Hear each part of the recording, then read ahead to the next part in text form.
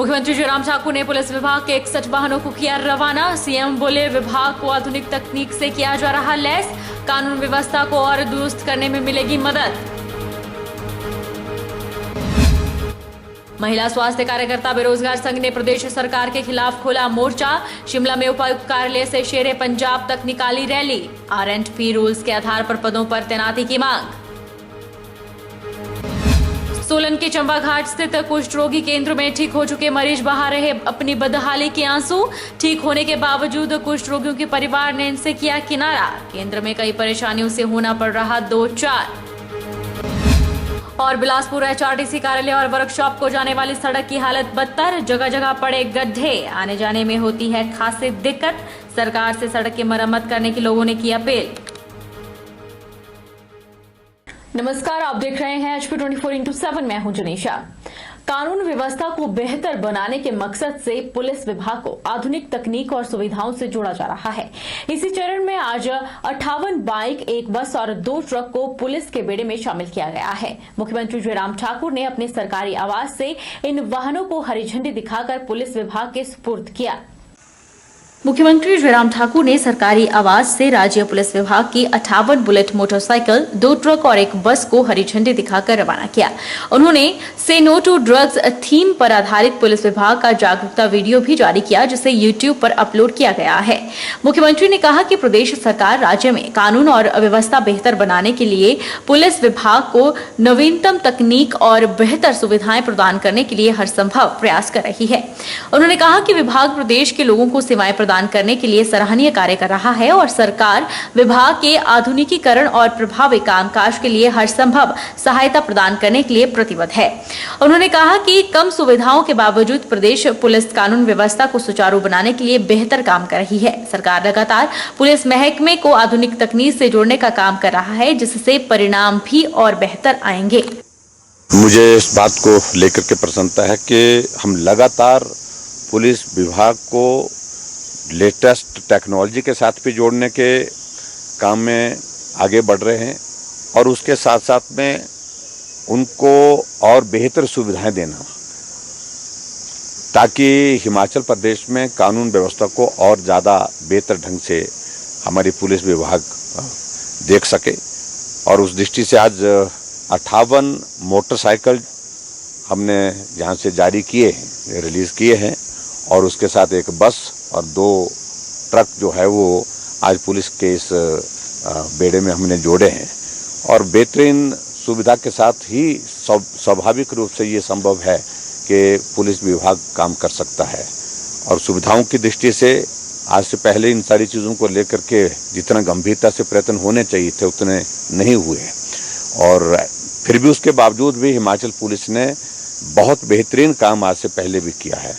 जब साधन और सुविधा की दृष्टि से हम और उसमें बढ़ोतरी करेंगे तो निश्चित रूप से उसका लाभ रहेगा और बेहतर ढंग से काम करने के लिए जो सुविधा उनको दी जाएगी उसके परिणाम अच्छे परिणाम होंगे। निजी स्कूलों की मनमानी के खिलाफ छात्र अभिभावक मंच ने मोर्चा खोल दिया है। मंच ने शिक्षा निदेशालय के बाहर धरना प्रदर्शन किया और निजी स्कूलों द्वारा फीस वृद्धि, किताबों के नाम पर की जा रही लूट को रोकने की मांग की गई।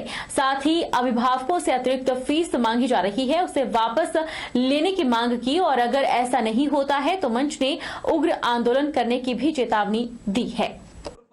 छात्र अभिभावक मंच के राज्य संयोजक विजेंद्र मेहरा ने कहा कि प्रदेश सरकार की नाकामी और उसके निजी स्कूलों से मिलीभगत के कारण निजी स्कूल दोबारा से मनमानी पर उतर आए हैं। स्कूलों में फीस बढ़ाई गई है और सरकार शिक्षा विभाग कोई कार्रवाई नहीं कर रही।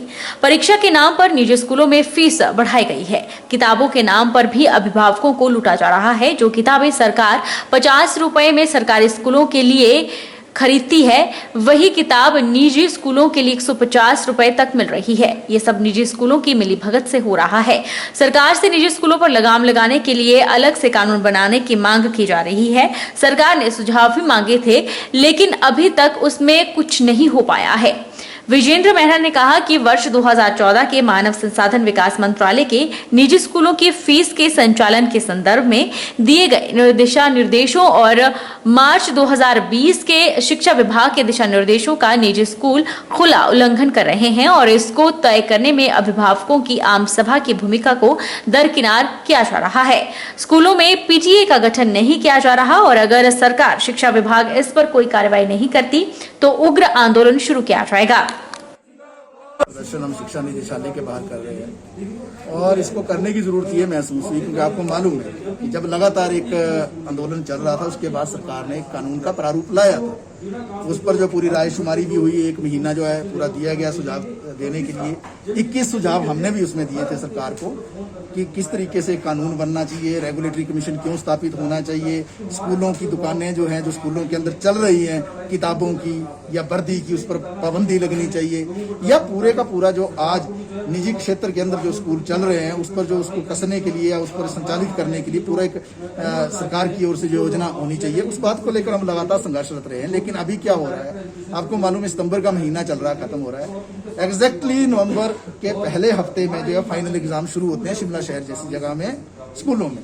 तो अब इस बात का फायदा उठा रहे हैं प्राइवेट स्कूल और जो है पेरेंट्स को धमकाना शुरू कर रहे हैं कि बढ़ी हुई फीस दो। और क्या है कि 2020 में भी इन स्कूलों ने 15 से लेकर 50% फीस बढ़ाई, अभी भी 2021 में इतनी फीस बढ़ाई, जबकि 2019 की जो 5 दिसंबर की अधिसूचना है वो साफ कहती है फीस बढ़ नहीं सकती है बगैर जनरल हाउस के। जनरल हाउस हुआ नहीं, स्कूल चला नहीं। किस बात के ट्रांसपोर्ट चार्जेस जो है ये स्कूल मांग रहे हैं जब बस में बच्चा बैठा नहीं है, कंप्यूटर रूम में बच्चा गया नहीं, कंप्यूटर चार्जेस की बात हो रही है, स्कूल चला नहीं, स्मार्ट क्लासरूम की बात चार्जेस की बात हो रही है, या कोई भी वियर एंड टीयर नहीं हुआ स्कूल के अंदर, जो कोई तोड़ फोड़ नहीं हुई स्कूल के अंदर, जो है कोई बाथरूम के अंदर बच्चा नहीं गया।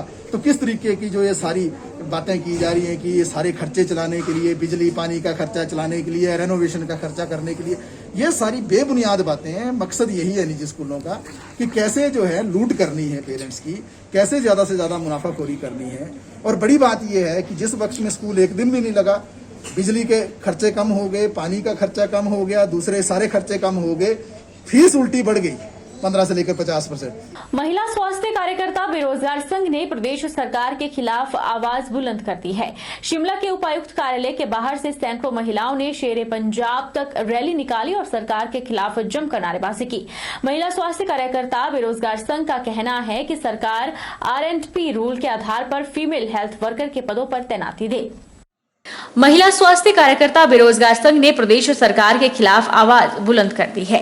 महिला स्वास्थ्य कार्यकर्ता बेरोजगार संघ का कहना है कि सरकार R&P रूल के आधार पर फीमेल हेल्थ वर्कर्स के पदों पर अगर प्रशिक्षण प्राप्त फीमेल हेल्थ वर्कर को तैनाती नहीं दे सकती है तो जगह जगह खोले गए इन प्रशिक्षण संस्थानों को भी तत्काल प्रभाव से बंद करे।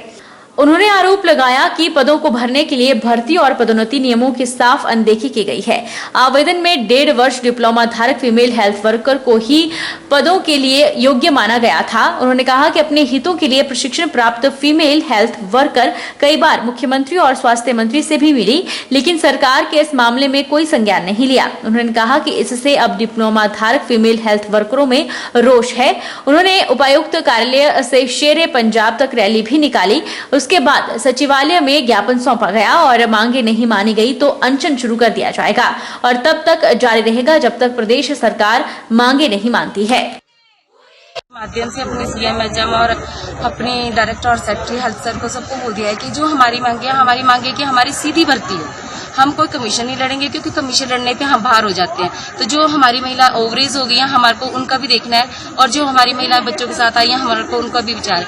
तो अगर कमीशन हो तो सिर्फ उसमें GNM BSc से बाहर हो जाए, सिर्फ हम ही आए ANM का हो। और हमारे वैसे तो हमारा पूरा फोकस रहेगा कि हमारे को सरकार ने जितना 4 साल में लॉस दिया है तो हमारी पूरी तरह सीधी भर्ती की जाए और इसमें एज मायने रखी जाए। जो महिलाएं ओवरेज हो रही हैं उनको देखा जाए और मेरिट आधार पर जैसे मेल की सीधी भर्ती हुई है वैसे हमारी भी सीधी भर्ती है। और जो परीक्षण केंद्र खोले गए हैं उनको तुरंत प्रभाव से बंद किया जाए कि अब बेरोजगारी हमें नहीं चाहिए। हम छोटे बच्चों के साथ हम कमीशन फाइट नहीं कर सकते।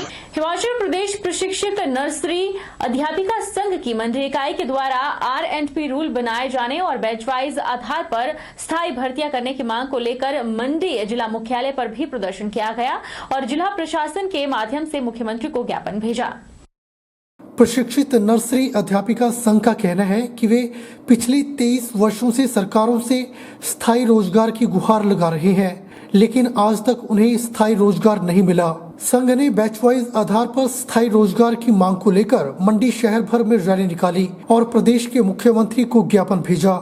हिमाचल प्रदेश प्रशिक्षित नर्सरी अध्यापिका संघ की महासचिव कल्पना शर्मा ने कहा कि प्रशिक्षित नर्सरी अध्यापिकाएं पिछले 23 वर्षों से सरकारों से रोजगार की गुहार लगा रही हैं कि एनटीटी को स्थायी रोजगार दिया जाए। उन्होंने प्रदेश सरकार का आभार व्यक्त करते हुए कहा कि सरकार ने प्री प्राइमरी स्कूलों में नर्सरी की जो कक्षाएं शुरू की गई हैं, उन स्कूलों में एनटीटी की बैच वाइज आधार पर स्थायी भर्तियाँ की जाएं और आयु सीमा में भी छूट दी जाए। 23 वर्षों से हम लोग रोजगार की गुहार हर एक सरकार से लगाए जा रहे थे कि एनटीटी को रोजगार दिया जाए।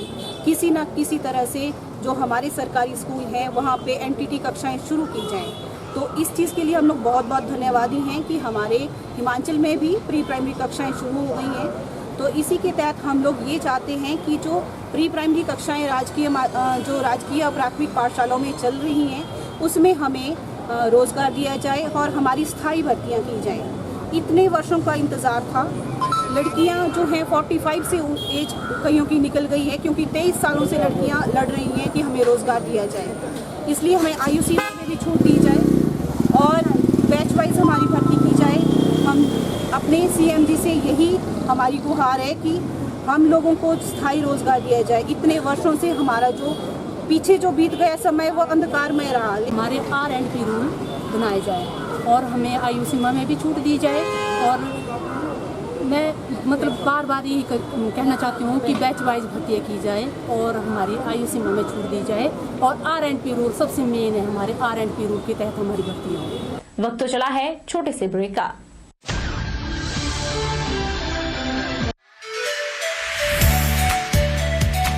Abhilashi Group of Institution, where you can get admission in 2021 and 22 for BTech in Civil, Mechanical, Electrical and Computer Science Engineering, Diploma in Civil, Mechanical, Electrical Engineering, B Pharmacy, BSc Nursing, PB BSc Nursing, A&M, GNM, B.Ed, DLEd, MSc in Physics, Chemistry, Botany. For detailed inquiry, please contact Abhilashi Group of Institution, near Chowk, तहसील बल, district मंडी, हिमाचल प्रदेश।